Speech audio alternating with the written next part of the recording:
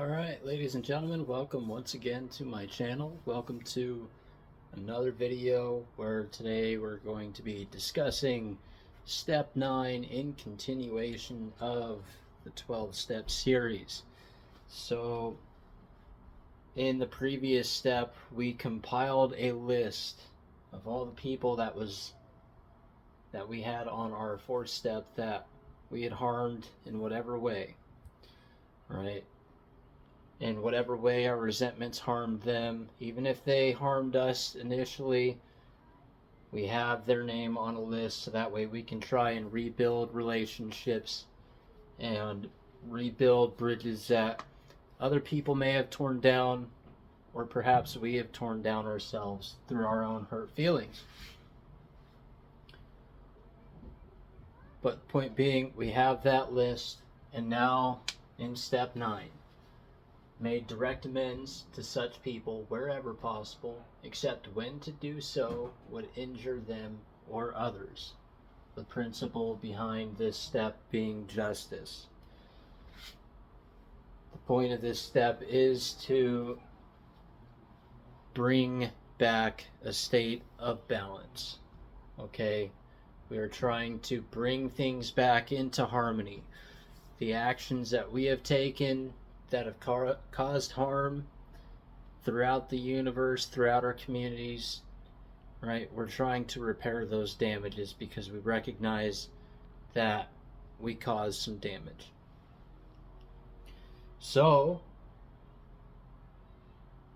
one of the key things that I want to point out here is the latter half of this step.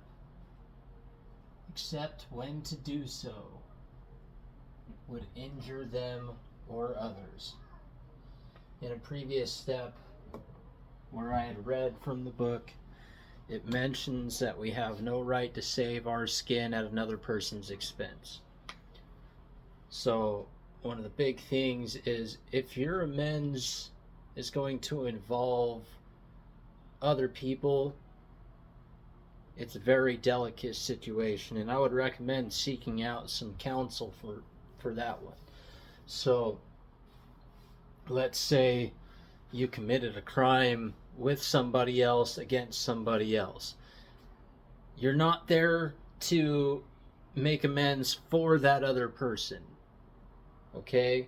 So, let's say person A and person B conspire against person C. And let's say I am person A and you are person B. So when I go to make my amends to person C, I'm not even mentioning person B at all. Especially in this sort of case, right? So, because I'm going to make amends to this person, I'm trying to clear up my side of the street. This is their responsibility to clean up their side of the street. And at the same time, if they don't want to do that, I have no right to save my skin at the expense of them. Right? They may not be on that same level of awareness, and trying to force them into it can be catastrophic for you, or then it creates another amends that you have to make with person B, which may or may not happen, because they might just completely shun you because you're trying to force them into something they're not ready for, they don't want to do. Or it could create even more strife between B and C. So we are trying to clean up our side of the street without implicating any others. So with that being said, it's important to recognize that just because we have caused harm to anybody else doesn't mean that we get to drag other people into it. You know, at the same time, when we're going to make amends to people, let's say somebody harmed us and we harbored some ill will towards them, We put out negative vibrations into the universe, wish them harm. We're not there to talk about why it is that we held a resentment. We're not there to talk about why it is that we did what we did, per se.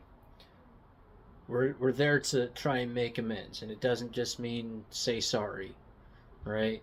We're genuinely trying to set right the wrongs of our past, which means that we're looking for a way to balance the scales, right? To balance that scale so that way we are no longer in a karmic debt, right? Not necessarily so we're no longer in a karmic debt, but that way that karmic debt in the form of consciousness, the way that person looks at you and the way that you think about yourself is balanced back out and cleared up.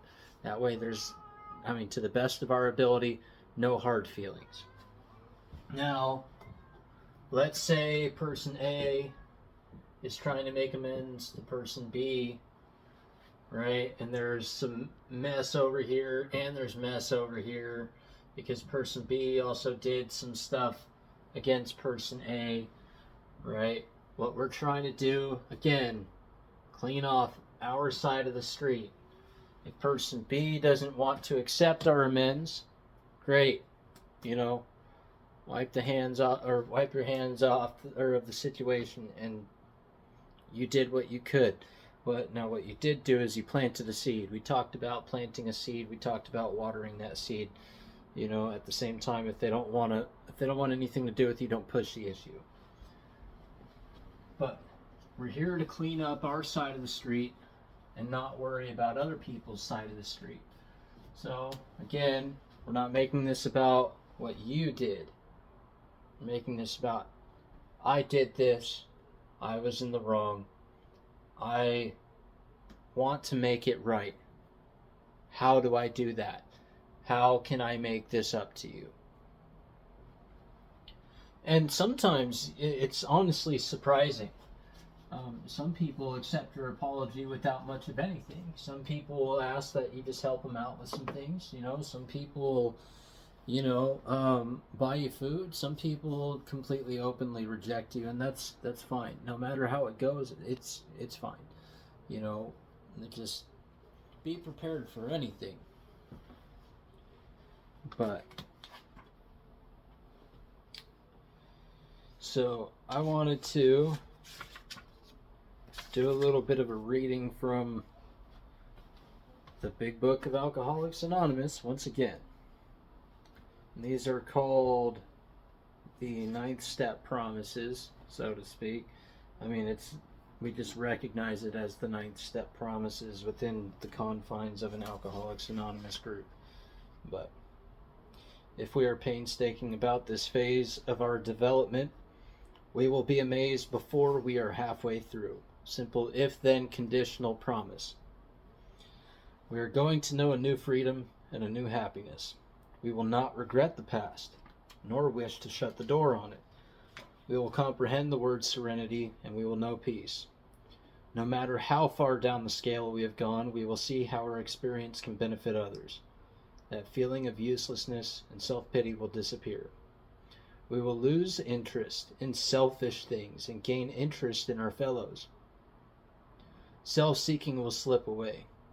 Our whole attitude and outlook upon life will change. Fear of people and of economic insecurity will leave us. We will intuitively know how to handle situations which used to baffle us. We will suddenly realize that God is doing for us what we could not do for ourselves. Are these extravagant promises? We think not. They are being fulfilled among us, sometimes quickly, sometimes slowly. They will always materialize if we work for them. So, just a little bit of if-then kind of conditional promises there. Like, if you do this, then you will get this. It's like, a recipe for bread.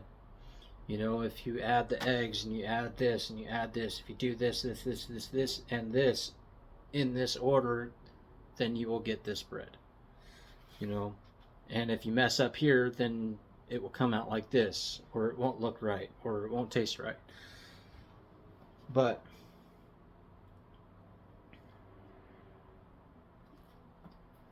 Step 9 is about justice. It's about balancing the scales.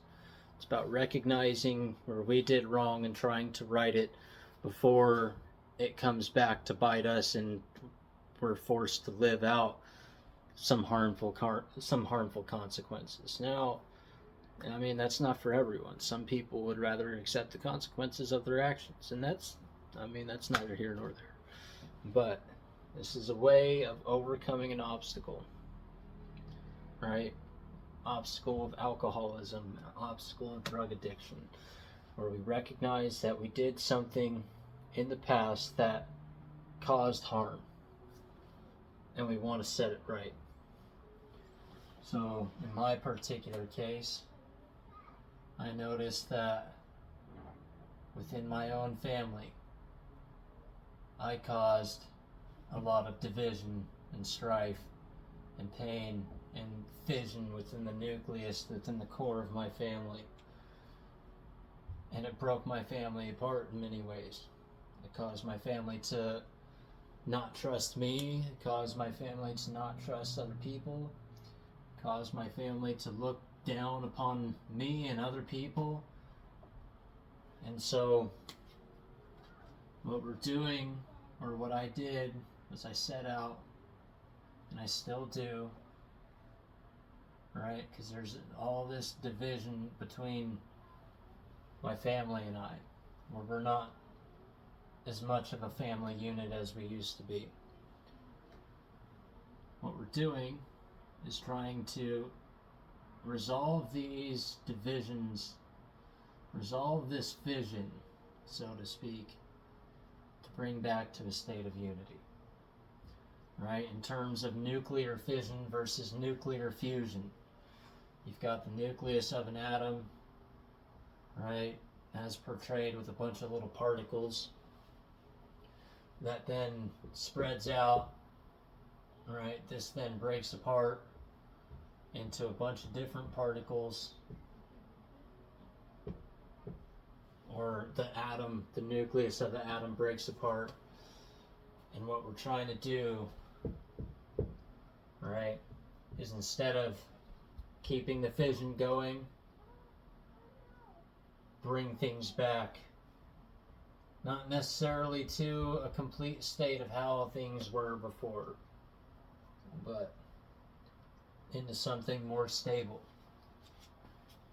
Now, some people might refer to that as fusion. If so, whatever. If not, whatever. But me personally,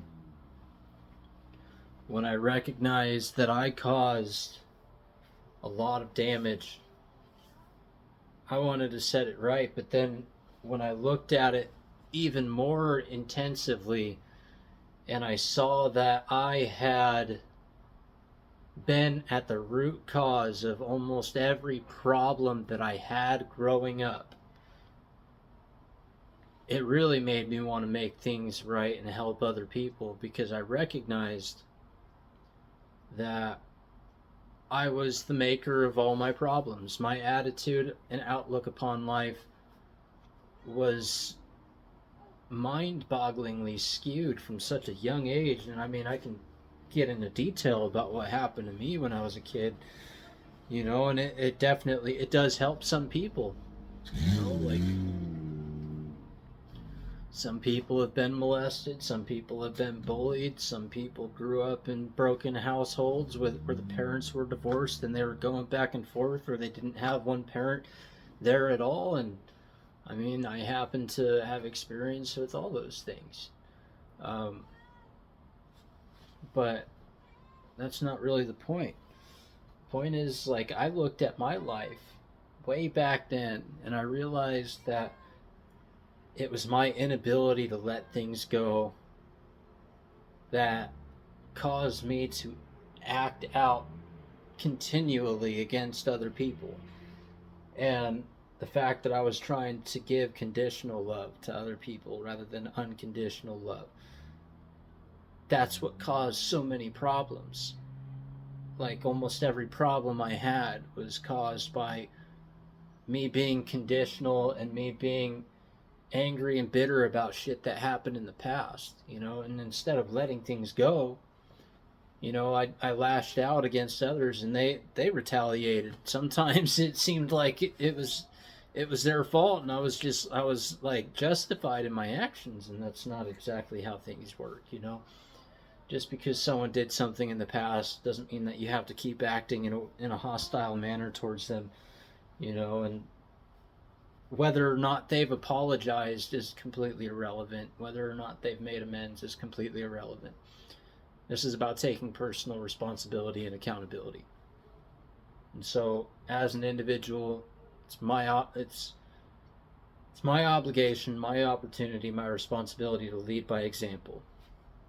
And so sometimes when you take this step and you make amends for how you've treated other people and acted towards them and held resentment towards them, sometimes they'll even apologize in return, and they'll try and seek out how they can make things right with you. But at the same time, like, we're not here to do that's not the purpose, right? We're not here to look for that. That's a selfish interest that we're trying to get something in response for giving. When freely ye have received, freely give. When God sends his sun to shine on the good and evil and sends the rain down upon the righteous and unrighteous alike, that's where we're at. Matthew 5:44 or Matthew 5:45. We're trying to develop that state of unconditional love, so that way we can actually be of use and be of service to ourselves, to our fellow man, to nature, to God, the Spirit of God, the Spirit of truth, the Spirit of love, the Spirit of freedom, that Spirit of unity. So that way we can actually enjoy being free. Because freedom doesn't mean jack if you're going to be miserable the whole time. So what we're trying to get to is a state of freedom that can be enjoyed, where we're free, but we're not so alone that we're miserable, where we're free and we can actually enjoy the company of our fellow man instead of sitting there snorting in derision and looking at them as if they're less than, or even looking at ourselves as if we're less than and being jealous and envious and wanting to constantly chase after what your neighbor has because they have more, or you want what they have, and feeling like you can't be happy because they have something that you want. And that's, again, the point of the steps. We're trying to get ourselves back into a state of balance. So, and it's not to say that until step 9 is completed, we hold on to guilt or shame or anything from our past, right? What we're doing is we're recognizing the mistakes that we made. We don't have to continue feeling guilty for it. We've gone through the guilt enough. Embrace that we have something to be guilty of, right? We've already suffered that guilt. Now let it go. Embrace, suffer, destroy the gift of guilt. Joe Duplantier says of Gojira in the song The Gift of Guilt. So, once again, we're trying to make amends directly. Face to face would be the best way. If it isn't feasible to make direct amends to that person, a letter is something that we're trying to send out, and if they don't have a way of mail, there's not really any excuses in modernity. There's FaceTime, Skype, there's regular phone calls, but the best, most efficient way at getting this step done is in a face-to-face conversation, where you can actually see the person and they can see the look on your face. They can see that you genuinely want to make things right. So, with that being said, 3 more steps after this, and then we'll get back to normal well, somewhat normal. I've been kind of sporadic as far as topics go up until this point, but we'll get back to touching on symbolism, language, and other topics that may be of more interest to some other people. But this is something that's genuinely helped me, and I know that if people follow through with this step or these steps genuinely, honestly, thoroughly, they too will benefit, and at the same time it will bring the world back into a state of balance, because I'm sure everybody can see it, there's so many people at each other's throats trying to fight each other, picking fights, being trolls, holding on to bitterness and resentment.